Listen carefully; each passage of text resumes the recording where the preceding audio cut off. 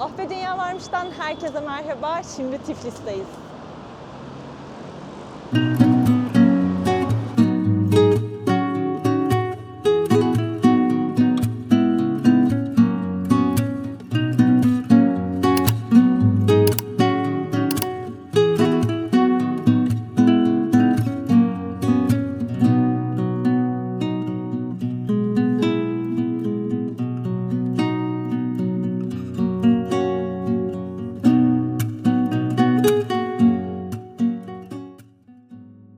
Eski Tiflis'teki Clock Tower'dayız. Burası 2010 yılında yapılmış.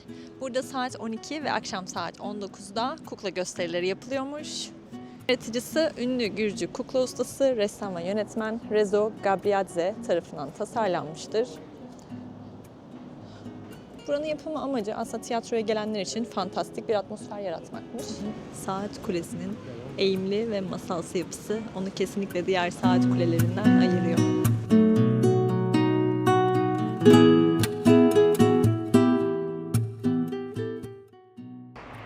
Kasvete George Katedrali'ndeyiz. Burası 1910-1913 yılları arasında inşa edilmiş. Buraya gelmeden önce kesinlikle bir başörtü gibi bir şey getirebilirsiniz ya da bir bere vesaire saçlarınızı kapatabileceğiniz bir şekilde katedrali ziyaret edebiliyorsunuz. Çünkü bir dress kodu var buranın.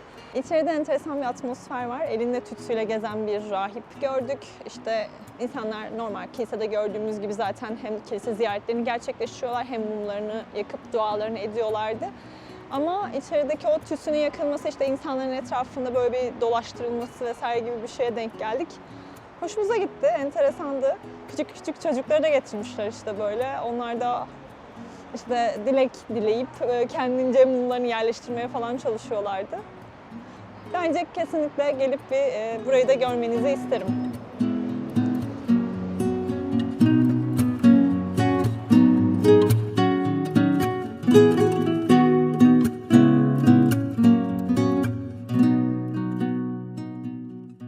Tiflis Özgürlük Meydanı'ndayım.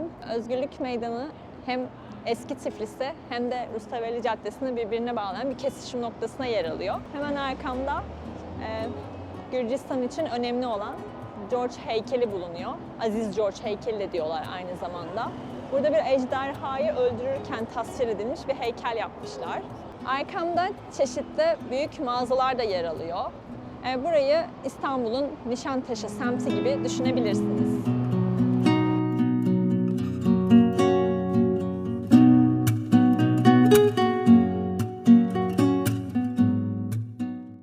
Şimdi size akşamını da gösteriyoruz. Şimdi yılbaşı öncesindeyiz. Bugün 22 Aralık. Şehirde süslemeler, ışıklandırmalar başlamış. Şehir meydanı gayet güzel gözüküyor. Şimdi tam şehir merkezindeyiz zaten.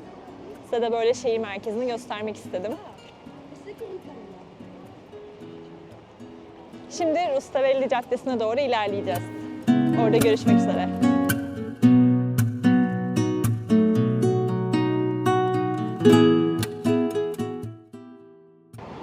Şimdi Rustaveli Caddesi'ndeyim. Ay, ışıklandırmaları görüyorsunuz. Gerçekten harika gözüküyor yol. Şimdi birazcık bu caddede turlayacağız.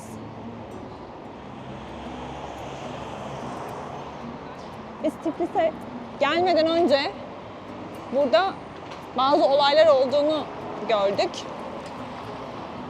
Özellikle bu cadde birazcık karışmıştı. Şöyle ki, normalde Tiflis AB'ye girmeye çalışan bir ülke kategorisindeydi. Fakat yeni gelen hükümet AB'ye girmeyi rafa kaldırmış. O yüzden de Tiflis halkı sokaklara dökülmüş durumda ve bu durumu protesto ediyor. İşte bazı yürüyüşler vesaireler falan oluyor. Aynı zamanda gençler burada birlik içerisindeler gerçekten. Çeşitli yürüyüşler yapıyorlar. Bazı yaptıkları protestolara denk geldik. Şu anda Rustaveli Caddesi'ndeyim. Yolu kapattılar. Sanırım protestolar başlayacak birazdan. Ama tabii bir taraftan da Noel olduğu için yakın zamanda caddeleri süslemişler. İnsanlar fotoğraf vesaire çekiliyorlar.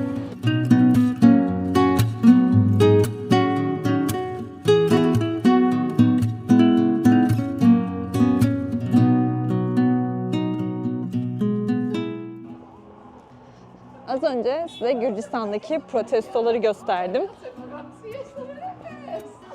Neden bağırıyorsun ablacığım? Neden bu kadar bağırıyorsun ablacığım? Az önce size Gürcistan'daki protestoları gösterdim. Yani Türkiye ile karşılaştırınca bir tık kalbim kırıldı. Sadece hükümet binasına lazer tutuyorlar ve birkaç tane slogan falan atıyorlar. Hani biz buraya takiplerle falan gelmiştik Gürcistan halkına destek verebilmek için. Fakat sadece 4 tane polis arabası gelmiş. Onun da içinde birer tane polis var ve koltukta oturuyor yani. Hiçbir şey yapmıyorlar şu an. Ve şu an hemen protestoların arka sokağına geldim. Burada da partiler var yani. Noel köyü falan kurmuşlar. Şimdi orayı gezmeye geldim. Size buradaki Noel hazırlıklarını göstereceğim.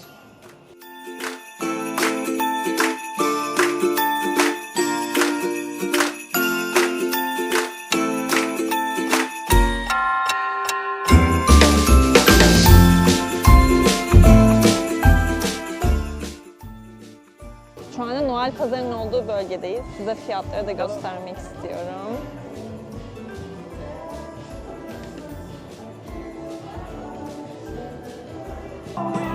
Buraya bir sahne de kurmuşlar. Hazırlıklar yapılıyor şu an. Bayağı uzun bir caddeyi Noel pazarına ayırmışlar.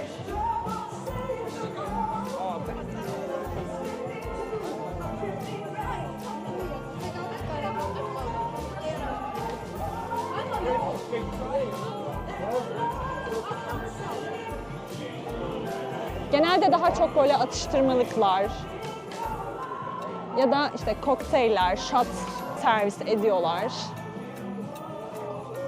İşte böyle hediyelik götürebileceğiniz ürünler var.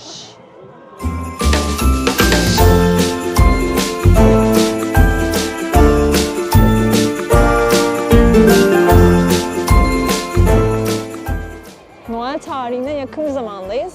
Çok fazla bir kalabalık yok ama belki saat ilerledikçe kalabalıklaşacak olabilir. Çünkü saat şu an daha burada 8.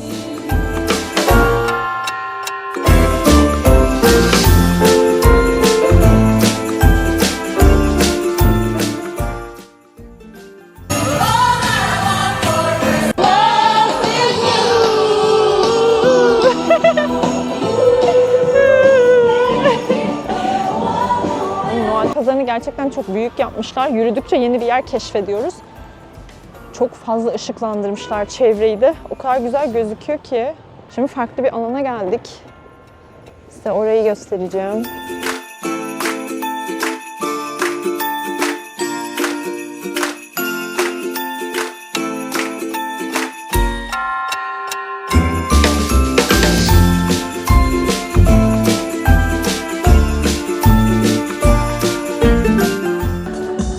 Geçen sene ve ondan önceki seneye göre daha fazla şey katarak ilerliyorlar.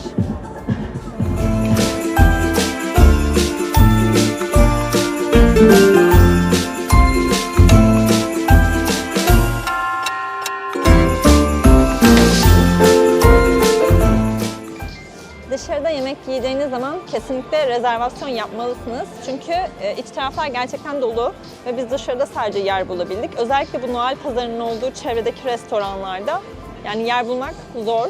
15-20 dakika en az bekleme süresi veriyorlar ve hava da soğuk. Biz sadece Radio Cafe'de yer bulabildik. Orada dışarıda yer bulabildik. Şimdi burada bekliyoruz. Yemeğimizi sipariş ettik. Birazdan size yemeği göstereceğim. Haçapurilerimiz geldi. Herkes gibi biz de bunu bir denemek istedik burada. O yüzden bundan sipariş verdik. Şimdi bakalım, lezzetine bakacağız. O zaman bize afiyet olsun. Radio Cafe'den çıktık. Haçapurilerimizi yedik. Gerçekten çok lezzetliydi. Kişi başı 21 lira ödedik haçapuri için. Başka bir şey de sipariş etmedik. Eğer bu bölgeye gelecekseniz Radio Cafe'de yemek yiyebilirsiniz. Kesinlikle tavsiye ediyorum. Yani burası için şu an puanım 10 üzerinden haçapurisi için 8 olabilir. 21 lira de 263 lira gibi bir fiyat yapıyor. Ve haçapuri büyüktü. Yani eğer çok aç değilseniz 2 kişi bir tane de söyleyebilirsiniz. Çünkü biraz ağır olduğu için hem içerisinde işte yumurta var hem peynir çeşitleri var. O yüzden birazcık ağır gelebiliyor. Sıcak şarap aldık biraz önce. Bir tanesi 10 lira fiyatı. Buralara böyle masalara atmışlar. Hem müzik dinliyoruz hem Christmas Market gelmiştik zaten. Buraları geziyoruz. Eğer Glintwein yani sıcak şarap içmek isterseniz fiyatı buradaki pazarda 10 lira. Buradaki içtiğimiz sıcak şaraplar hem romlu hem de normal sıcak şarap sade olarak satılıyor. Romlu'nun tadı birazcık daha mayhoş oluyor eğer içecekseniz. Ama bu bayağı tatlı, yani İstanbul'da içtiğim şaraplarla falan hiçbir alakası yok. Bence İstanbul'da içtiğim sıcak şaraplar kötüymüş yani. Gürcistan zaten şaraplarıyla ünlü olduğu için herhalde, bilmiyorum, bana bayağı lezzetli geldi. Bir de ben portakal aromalı olarak daha yoğun olsun istemiştim yani içerisinde. Öyle önerdiler. Ondan içiyorum.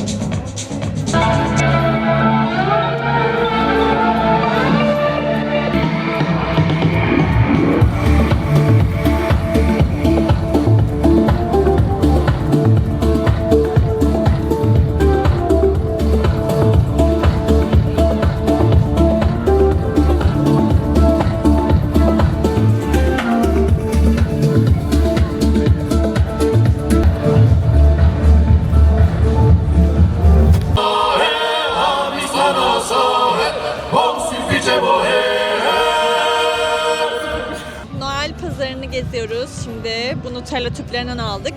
Bunların tanesi 3 liraymış. Burada meyveli şarap tatmıştık. O da 10 liraydı. Tadı gerçekten efsaneydi. Bugüne kadarki içtiğim en iyi şaraplardan. Şimdi oraya doğru gideceğim. Birazdan bir de sıcak şarap içeceğim.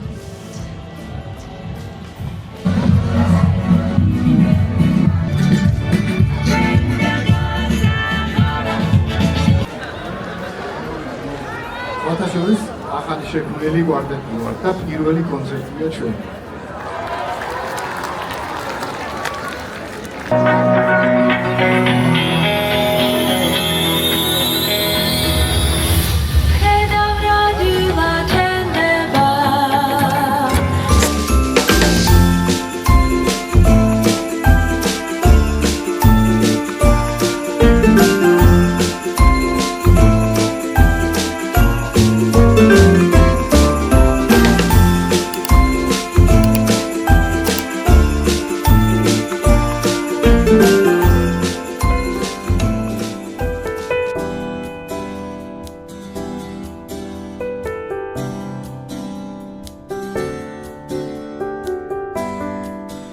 Dry Bridge Pazar'a geldik. Burası Kura Nehri'nin akmayan bölümünde kuruluyor.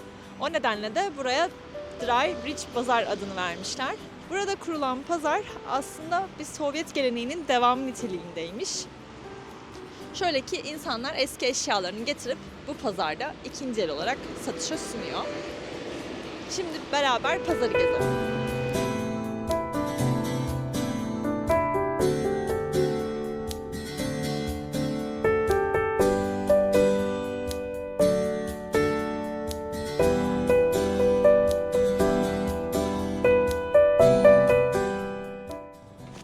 Pazarda hem eski Sovyetlere ait ürünler var hem de yani günümüzden işte ikinci el olan cüzdanlar, çantalar ya da oyuncaklar gibi ürünlerin satışı yapılıyor.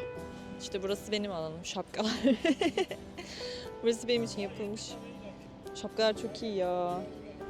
Çok fazla takı tezgahı vesaire de var. Az önce gösterdiğimiz şapka 80'leri bir fiyatı vardı. Satranç takımının da yine aynı şekilde 100 liradan başlıyor minimum fiyatı diye bir fiyat söylediler. Bence birazcık pahalı.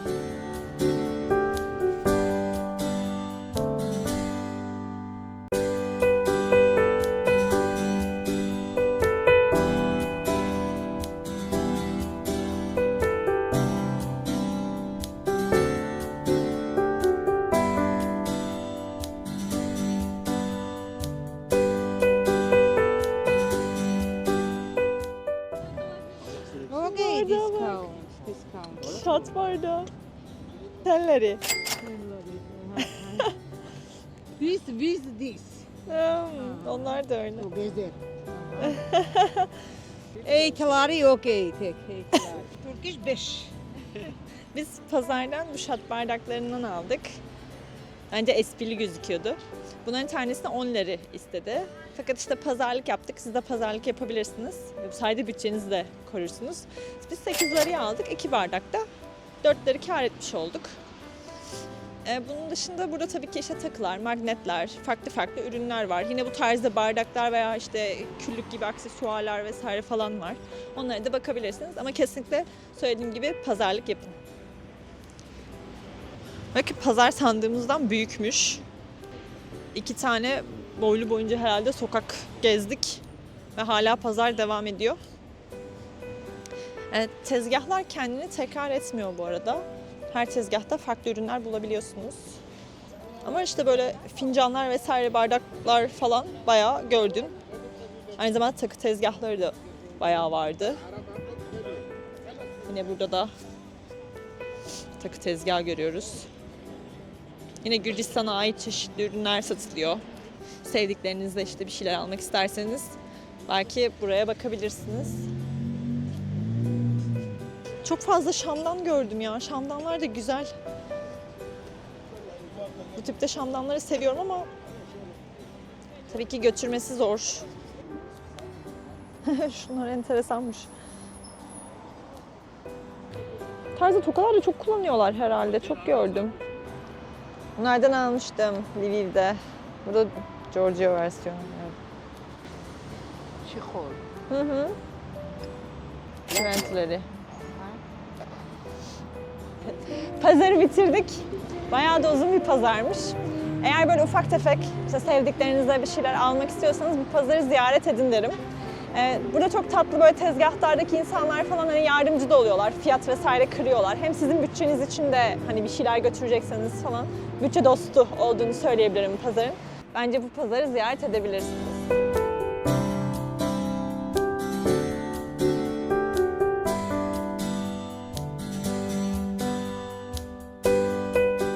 Chronicle of Georgia'ya geldik. Chronicle of Georgia, Gürcü sanatçı Zurab Tsereteli tarafından tasarlandı.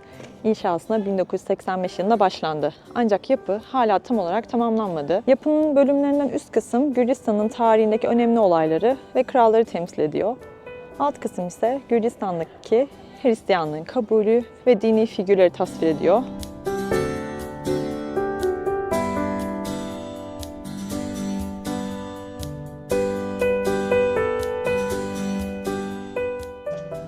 Öğle yemeği için Van Gogh'un eserlerinden ilham almış olan Van Goghi restoranta doğru gidiyoruz. İçeride görüşmek üzere.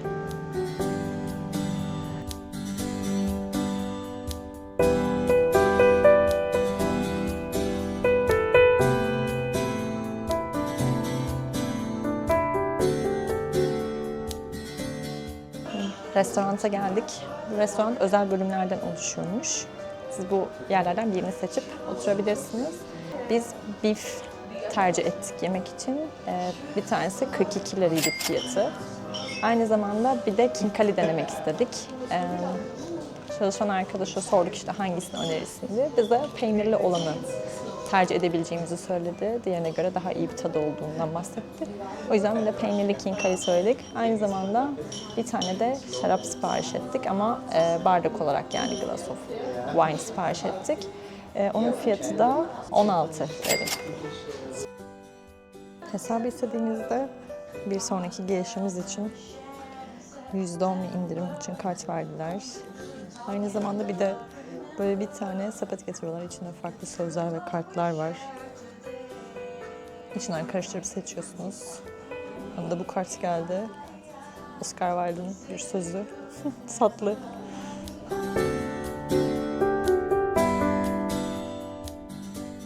Van Goghi'den çıktık. Kesinlikle çok güzel bir yemek deneyimi yaşadık.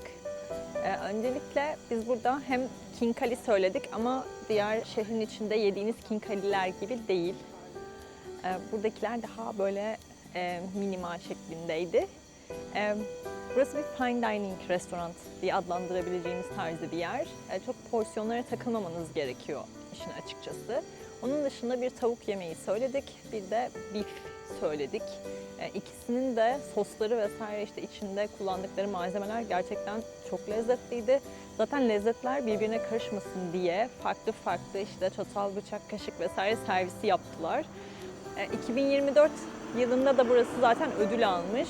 Eğer böyle bir deneyim yaşamak isterseniz burada bir yemek yiyebilirsiniz. Çünkü gerçekten yemek yerken çok keyif aldık. Bir de şarap içtik. TL bazında söyleyecek olursam 1100-1200 TL civarı bir ücret ödedik burada. Yani garsonların vesaire ilgisinden de bahsetmek istiyorum. Diğer çünkü yemek yediğimiz yerde çok fazla böyle bu ilgiyi göremedik. Ama burada gerçekten bize yardımcı olan Yulia da çok ilgiliydi. İlgili bir personeldi. O yüzden kesinlikle 10 üzerinden 10 verebileceğiniz bir restoran burası. Tiflis'e gelirseniz buraya uğramadan gitmeyin.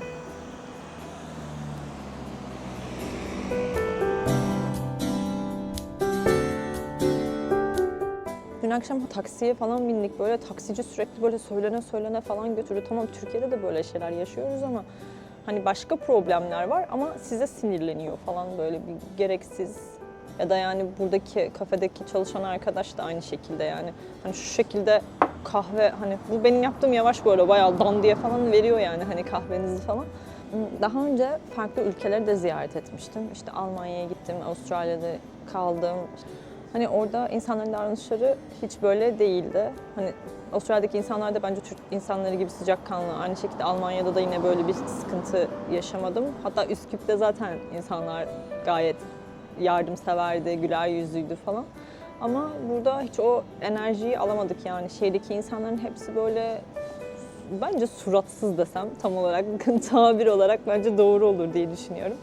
Söylediğim gibi aslında Ukrayna'da da bulunduk. Hani o yapıdaki insanlar yine diye hani orayla karşılaştırabiliriz belki uygun olur diye düşünüyorum. Ama Ukrayna içinde eğer hani 10 kişiden hani belki yarı yarıyadır yani 5 tanesi böyleyse burada 10 üzerinden 9 falan gibi bir şey bence. Yani çirkindi bence. Hoşlanmadım yani. Hani tavsiye etmiyorum. Buraya gelmenizi de tavsiye etmiyorum. Hani denk falan gelirseniz Google'dan bence direkt es geçin. Yani haritadan baktığınızda Google puanları yüksek olabiliyor ki Google puanı buranın da yüksek. 4-9 gibi bir puanı vardı. Bayağı da yorum sayısı falan da vardı sanırım öyle hatırlıyorum. Hani o yüzden burayı seçtik ama Google puanlarına bence fazla güvenmeyin. Hiç mekanlar ya da işte çalışanlar ya da yemekler öyle çok çıkmıyor yani.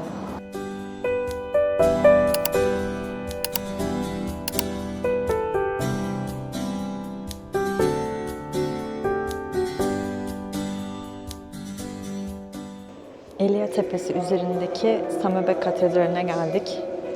Burası Tiflis'in en ikonik yapılarından biri.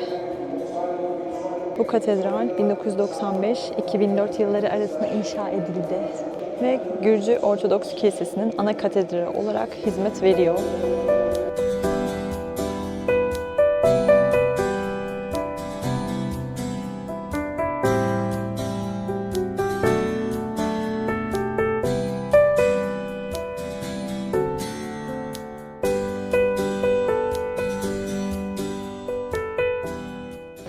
Yaklaşık 4 kilometre yürüdük ve dinlenmek ve bir şeyler içmek için bir yer aradık. Biz popüler olan böyle mekanları çok tercih etmek istemedik. Genelde insanlar hep aynı yerleri ziyaret etmişler. Bizim kaldığımız yerin çevresinde de çok fazla böyle yerel barlar vesaireler vardı. O yüzden bunlardan bir tanesine girmek istedik ki bence iyi de tatlı bir tercih yaptığımızı düşünüyorum. Çok tatlı bir bara geldik şu an. Buranın yerel tabii ki biralarını deneyimlemek istedik. Biralar 7-8'leri civarında değişiyor. Bizim tercihimiz normal Türkiye'de de içtiğimiz legal biralardan yana oldu. Onların bir tanesini sipariş ettik. Burada 2-3 tane tarzı bira çeşidi vardı. Biz içlerinden birini seçtik. Tabii garsona da sorduk hani ne önerirsin vesaire diye. Bize bazı seçenekler saydı. Onlardan birini tercih ettik. Şimdi buranın keyfini çıkarıyoruz. Tam da böyle camın önüne de oturabileceğimiz yerler yapmışlar. Bir taraftan böyle sokağı izlerken işte bir taraftan biralarımızı yudumlayacağız. Şimdi size biraz barı gösterelim.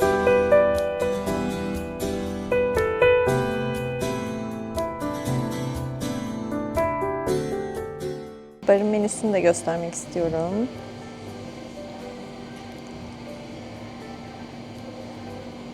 Biz patates kızartması söyledik. Fiyatı 8 liraydı. Şöyle bunu da göstereyim.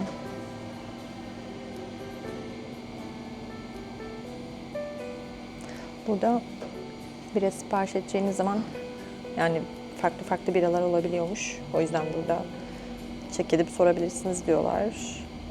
Onun dışında söylediğimiz atıştırmalıklar da burada. Şimdi Clock Tower'ın oraya geldik. Gündüz de buraya gelmiştik ama saat hem 12'de hem de akşam saat 7'de kukla gösterisi oluyormuş. Şimdi biz saat akşam 7'deki gösteriyi bekliyoruz. Bakalım, şimdi 15 dakika falan var. Birazdan göreceğiz.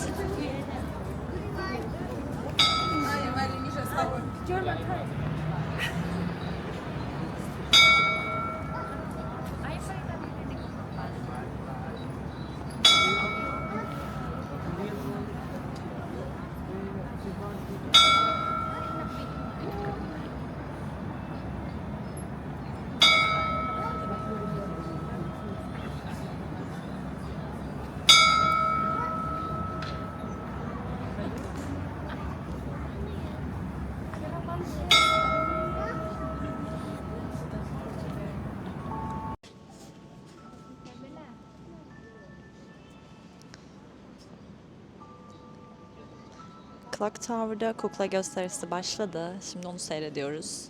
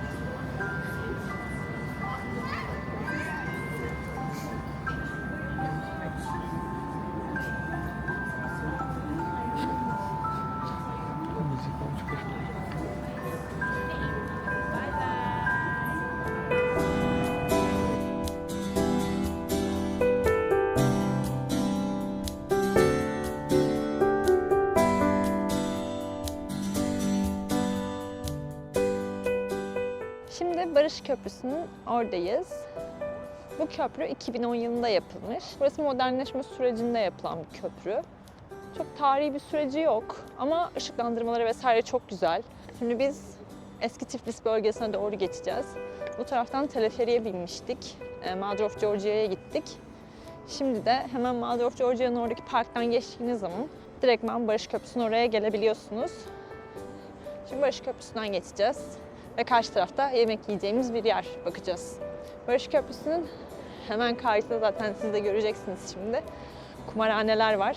Gürcistan zaten kumarhaneleriyle ünlü bir ülke aynı zamanda.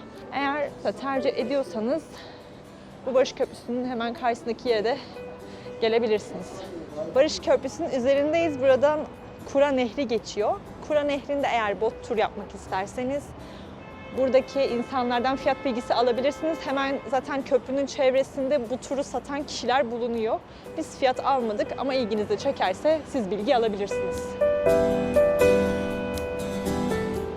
Tiflis videomuzun sonuna geldik. Bizim de bugün Tiflis'te zaten son günümüz. Burada olumlu şeyler de yaşadık, olumsuz deneyimlerimiz de oldu.